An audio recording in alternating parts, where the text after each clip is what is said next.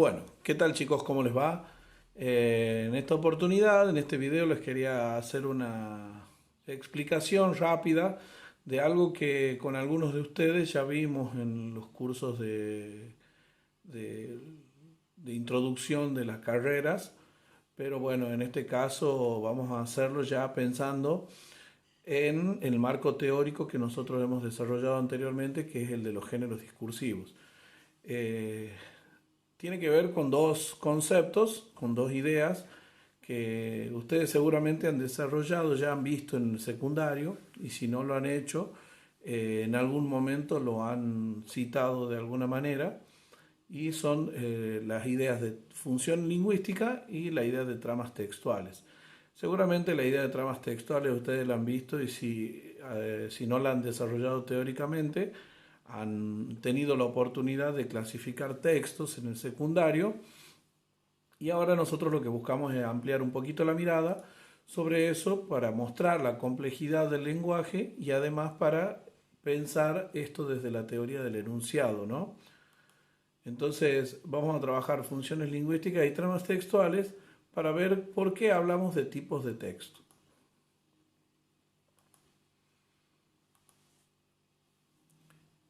Para empezar con esto, vamos a recordar algo que también lo hicimos en los cursos de introducción, que tiene que ver con el esquema de la comunicación, que ustedes recordarán, es el esquema ese en el cual el emisor, el receptor, enviaban un mensaje. Bueno, acá tenemos algunas de esas partes, y en esas partes que aparecen acá tenemos al emisor como productor o enunciador, y al mensaje como el producto, el enunciado que es enviado a un receptor para que él lo decodifique y se transforme en el enunciatario. Bueno, acompañando a este esquema tenemos tres elementos más, que son el canal, que es el medio por el cual se envía el mensaje; el código, que es un sistema de signos que conforma el mensaje; y el referente, que es un elemento de la realidad que compone el tema del mensaje. Bueno, el canal es el medio por el cual viaja el mensaje. Entonces tenemos el canal auditivo, el canal escrito, etc. El código sería el sistema de signos, que en este caso para nosotros es el español, pero también tenemos otros sistemas de signos como el lenguaje de señas, como el sistema braille, etc. Y el referente sería el tema, ¿no? Básicamente el tema, aquello de lo cual estamos hablando.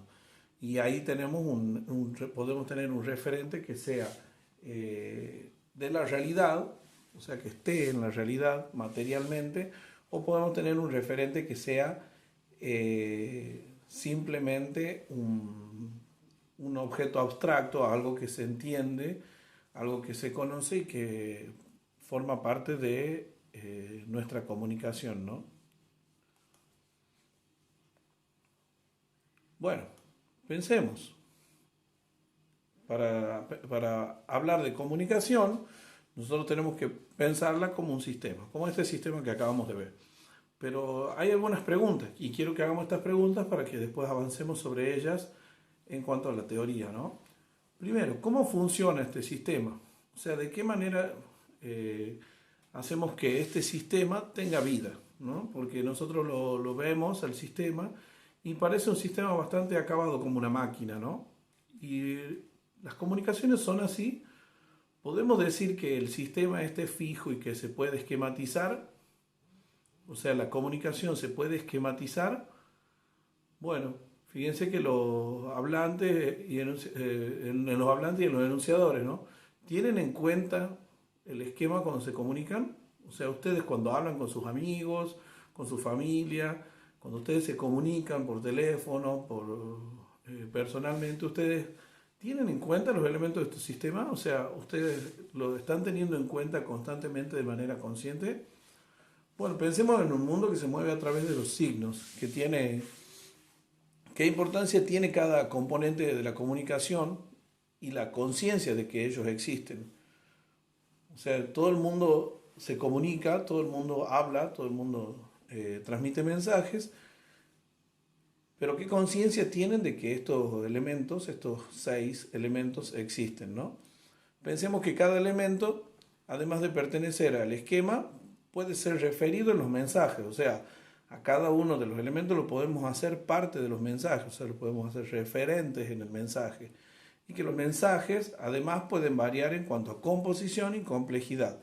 No siempre hablamos cosas sencillas ni a través de enunciados cortos.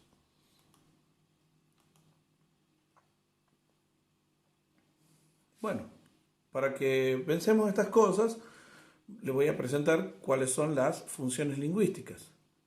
Las funciones lingüísticas son la expresiva, la poética, la apelativa, la fática, la metalingüística y la referencial. Fíjense que al lado de cada una yo puse en el cuadro un elemento de la comunicación. Bueno, efectivamente, cada una de las funciones lingüísticas se refiere a o hace énfasis en alguno de los elementos de la comunicación. En el caso de la función expresiva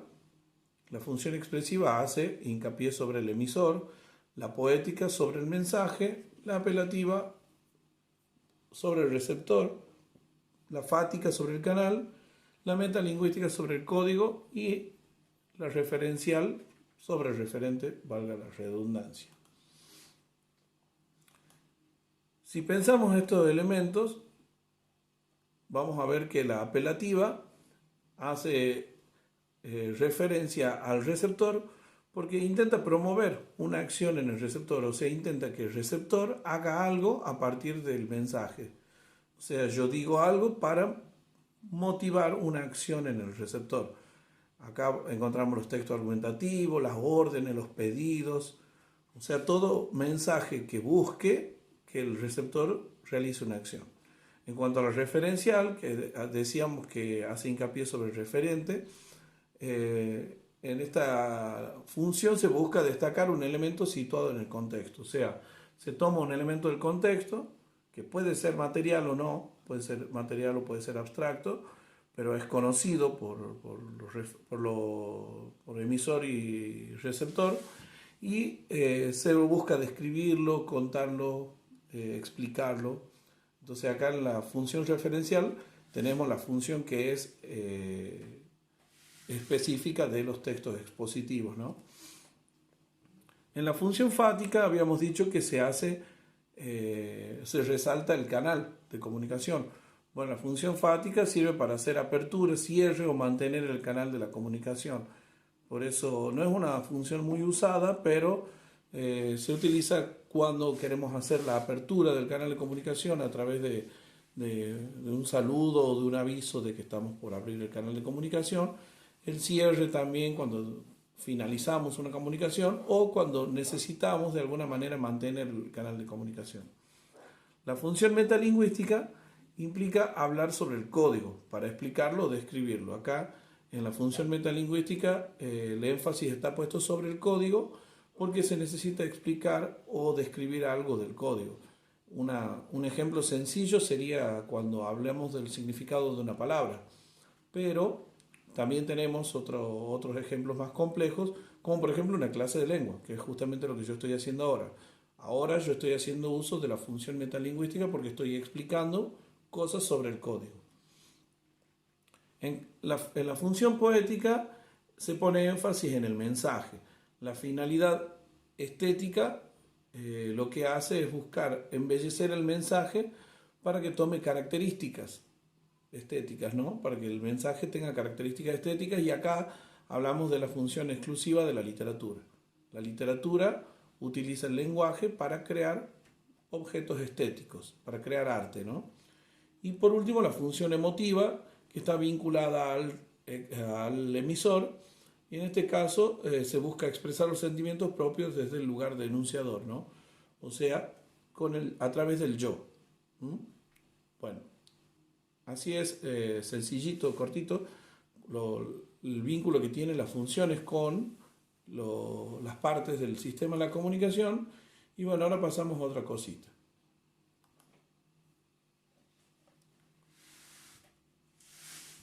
Para que quede establecido, la función es igual a la intención. O sea, la función tiene que ver con la intención del emisor.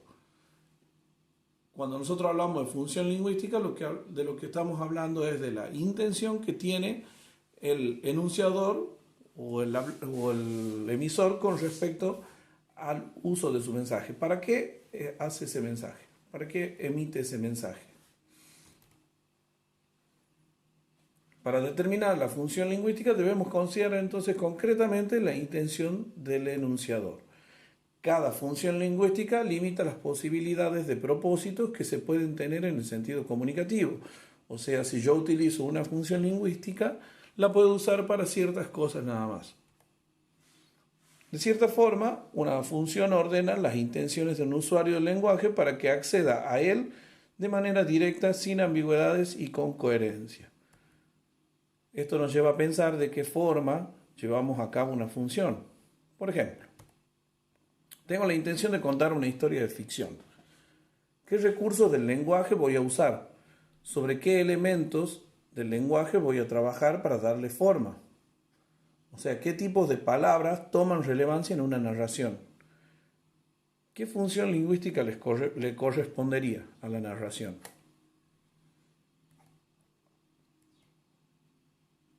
Bueno, entonces, así de esa forma, con esas preguntas vamos a pasar a hablar de lo que son las tramas textuales. Si definimos lo que es trama, podemos encontrar en su sentido literal una comprensión de lo que significa metafóricamente en la lingüística. De hecho, la palabra trama no es propia de la lingüística. Nosotros la pensamos en realidad a la palabra trama en su sentido literal porque tiene que ver con la idea de tejido, ¿no? Un tejido se compone de distintos hilos que se entrecruzan formando distintas figuras. De la misma manera, en una trama, los enunciados y sus partes van entrelazando sentidos para lograr para lograr el objetivo comunicativo propuesto. Pero de acuerdo a las distintas finalidades o intenciones, ¿le suena? Bueno, las relaciones sintácticas, las referencias y el uso del recurso de cohesión será distinto. O sea, según la intención que tenga, y hablamos de intención, pensamos en funciones lingüísticas, y el uso del recurso de cohesión será distinto, ¿no? Esto definitivamente tendrá influencia en la trama. Bueno, entonces para que podamos responder a estas preguntas vamos a tener que hablar de lo que son las tramas textuales. Si buscamos una definición de tramas textuales, vamos a encontrar una definición que tiene que ver obviamente con la lingüística, pero si definimos lo que es trama, vamos a encontrar su sentido literal, que es una palabra que no tiene que ver con la lingüística, y ahí vamos a encontrar una comprensión de lo que significa metafóricamente en la lingüística, ¿no? Porque cuando hablamos de trama, en realidad estamos hablando de algo vinculado a los tejidos. Un tejido común y corriente se compone de distintos hilos que se entrecruzan formando distintas figuras, ¿no?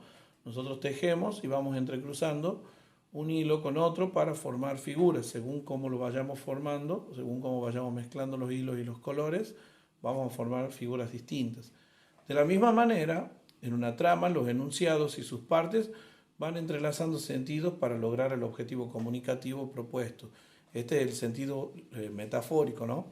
En un texto vamos formando tramas de enunciados o de partes de texto, de palabras, que se van relacionando de alguna forma a través de esos sentidos, ¿no?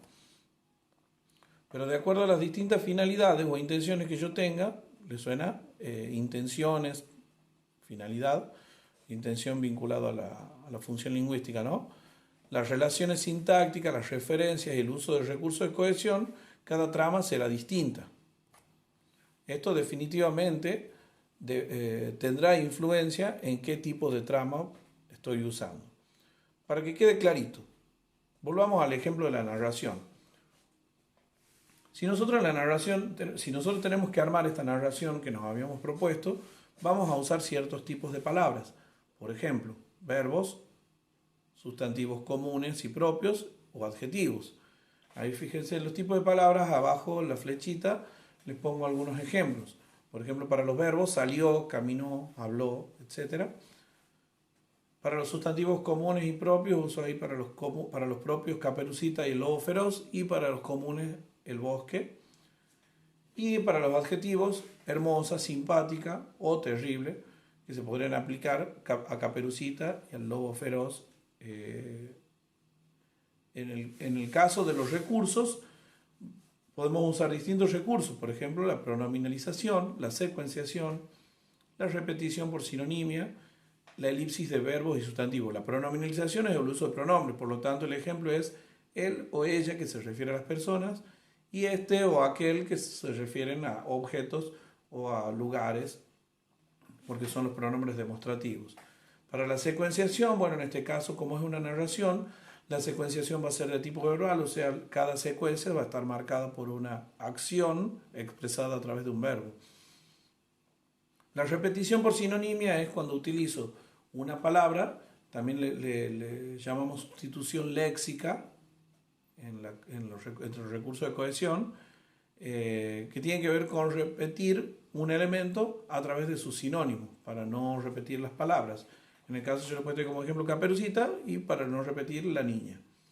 Y por último tenemos elipsis de verbo y sustantivo, que la elipsis es la sustitución, que se le llama sustitución cero, sustitución de nivel cero, porque lo que se hace es sustituir por nada, dejar sobreentendido un elemento del texto y para no repetirlo, ¿no? Por ejemplo, en el caso de los verbos, podemos decir Caperucita, perdón, ahí el ejemplo del segundo, primero comió a Caperucita y luego a su abuelita, sin repetir el verbo comió, ¿no? Ahí estoy haciendo una elipsis del verbo. Y en cuanto a la elipsis de los sustantivos, podemos decir el primer ejemplo: Caperucita vio al lobo feroz, sin miedo lo enfrentó al lobo feroz, ¿no? O sea, ahí está sobreentendido el lobo feroz, que es un sustantivo. Bueno, con respecto a la estructura en el caso de los cuentos clásicos es la introducción, el nudo y el desenlace, que son la presentación de los personajes, el encuentro con el lobo y el ataque, y el cazador que las rescata, las tres partes, ¿no? O sea, marcadas por esos tres hechos puntuales. Pensemos, ¿qué tramas hemos construido con todo aquello que hemos estado usando? O sea, todas esas formas del lenguaje que hemos usado, que hemos nombrado anteriormente, ¿qué tramas hemos construido con ellas? Bueno, acá les dejo 5 tramas. Una aclaración, que me olvidé de ponerla en el PowerPoint. Esta aclaración tiene que ver con la cantidad de tramas textuales que existen. Si ustedes buscan en internet van a encontrar distintas teorías, pero en el caso de lo que yo utilizo, yo solamente tomo en cuenta 5 tramas. ¿Por qué? Primero porque considero que la trama instruccional que les aparece en algunos lados es una trama, no es una trama, sino que es un tipo textual, que está conformado por una cierta forma específica de usar el lenguaje. Por otro lado, las tramas expositiva y explicativa a veces se las da por separado, pero para mí son lo mismo. Entonces yo lo que hago es unificar, como ven ahí al final, trama expositiva y explicativa. Bueno, en la trama argumentativa, o sea, yo doy por sentado acá en este PowerPoint que ustedes saben lo que es cada cosa, o sea, qué es argumentar, qué es describir, qué es dialogar, o sea, cómo se transcribe un diálogo, cuál es la secuencia narrativa y cómo es la secuencia expositiva explicativa, o sea, para qué sirven. Por eso no les pongo acá el sentido que tiene cada una de las tramas con respecto a lo semántico, o sea, con respecto a la intención, porque no quiero que se confunda con la función lingüística. Pero sí les he puesto los aspectos formales, cuáles son las características, qué es lo que más me interesa y qué es lo que no se encuentra en ningún lado, ¿no? En todos lados están explicadas según su función. Entonces la argumentativa, ya sabemos que la argumentativa busca convencer al otro, etc. Pero ahí vamos a ver que predomina el uso de formas que busquen convencer y expresar opinión, como los verbos de dicción: creo, pienso, expreso, etc., ¿no? Y muchas veces vamos a encontrar identificado las formas textuales con un yo, que expresa lo que siente y lo que piensa para convencer a los otros. Entonces ahí la primera persona. En los descriptivos se observa obviamente el predominio de los adjetivos o de las formas adjetivas para decir las cualidades de algo y describirlo. En lo dialogal se distingue por el uso de la puntuación específica, por ejemplo el guión de diálogo que marca el inicio del discurso de un personaje, etc. Y el entrecomillado que también se usa para marcar la aparición del discurso ajeno, ¿no? En la en la trama narrativa, la secuencia de acciones se expresa a través de verbos y sus correlaciones y concordancias con los sustantivos. O sea, salió tal persona, comió tal cosa. Entonces, ahí los verbos tienen correlaciones y concordancias con sustantivos que van, incluso también con adverbios, en algunos casos comió lentamente, por ejemplo, pero las acciones se van marcando a través de secuencias que tienen su núcleo en los verbos, ¿no? Y por último, la trama expositiva y explicativa, que tiene que ver con el uso del lenguaje técnico, la impersonalidad y las explicaciones detalladas que aparecen con frecuencia. El uso del lenguaje técnico, bueno, hay palabras específicas de cada área que son características de los textos expositivos. Y la impersonalidad, porque los textos expositivos buscan transmitir conocimientos que son generales, que son universales, por lo tanto, la impersonalidad aparece ahí para marcar que esos conocimientos no son propios de alguien en particular, sino son característicos o generales de lo universal, ¿no?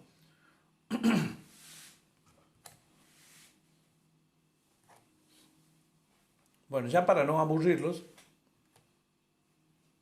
en el ejemplo que hemos analizado, en el ejemplo que hemos podido construir, que era el de la narración, hemos utilizado tramas de tipo narrativa, obviamente porque tenemos que contar, descriptiva, por ejemplo, para describir a Caperucita, dialogal, para que se puedan transcribir los diálogos, lo que dicen los personajes, y también quizá, si le hubiéramos puesto una moraleja al cuento, podríamos haber usado una trama argumentativa.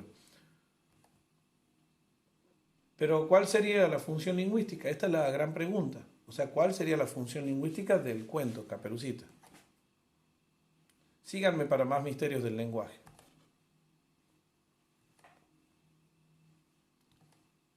Se los respondo ahora.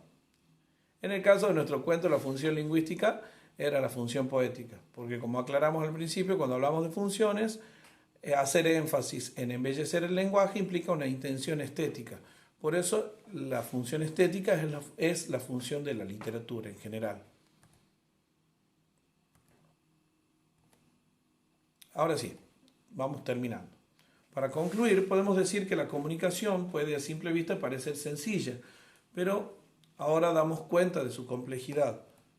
Las funciones lingüísticas nos ayudan a entender la importancia de considerar al sujeto productor de un enunciado y sus intenciones para entender la conformación de los enunciados, tanto orales como escritos. Las tramas nos auxilian en la forma que toman los enunciados, ya que reconociendo ciertos recursos podemos ir realizando inferencias y mejorando nuestra comprensión. Bueno, eso es todo. Muchas gracias por la atención. Perdonen si ha sido un poco extenso, pero era necesario. Un saludo grande, quédense en casa y cuídense mucho.